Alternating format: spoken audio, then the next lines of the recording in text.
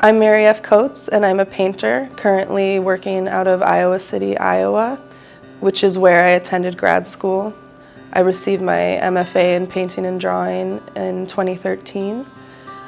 I've been actively painting and teaching since then. I've always felt like, almost like I have no choice but to paint and create. I feel like I can't live without it, so it's not, I wouldn't say not that I don't have goals, but it's something that I have to do no matter what, regardless of the outcome.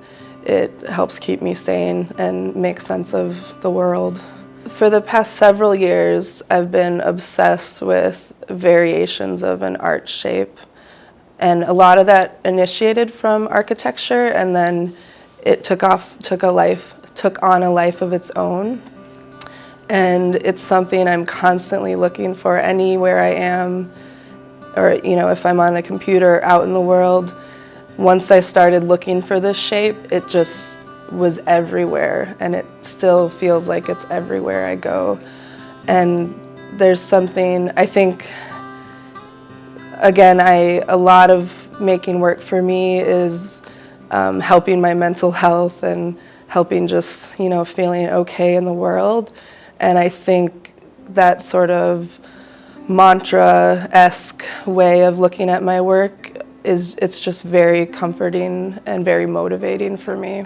I put down color, I put down a form, and then I react to the existing color, and so it's this constant back and forth. So color is one of the most important aspects when I'm working. I've always admired Joseph Albers and always ascribed to his theories of color. I think he changed everything with the interaction of color and how we teach it now.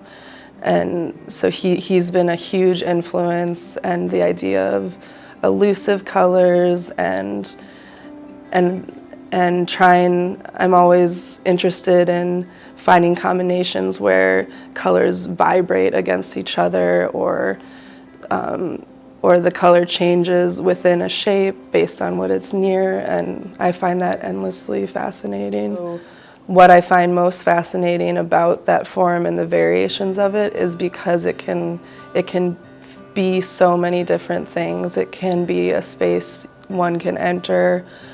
It can also be, I like to think of it sometimes as a space that you want to enter, but sometimes the color interactions almost like hit you in the face and you can't go into it. But I love how between paintings and even within the same painting, it can seem like so many different things. It can be a space to enter, it can be a hat, it can be a shelter, it can be so many different things, and I feel like there's endless interpretations to it. And I love that viewers interpret it in ways that I wasn't intending and I wouldn't think of. Mm-hmm.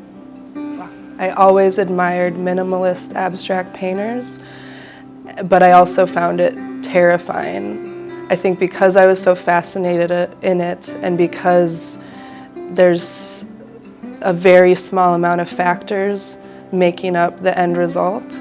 So I think I needed to build confidence and stop making paintings that were overworked and just too much there. And I started to think about every mark having a purpose, and everything there has to have a reason to be there. So through grad school, I think I came a long way in my understanding of color, and my paintings kept getting brighter and brighter and brighter, and color interactions became more important, and things continued to pare down to the point where the work has become very minimal. Anytime having the opportunity to show to the public is amazing and exciting, and it brings you out of your studio where we spend most of our time alone in our head, and the opportunity to show work and then especially get to speak to community members and speak to others about your work, it's such an honor, and it also helps you keep going and not get discouraged.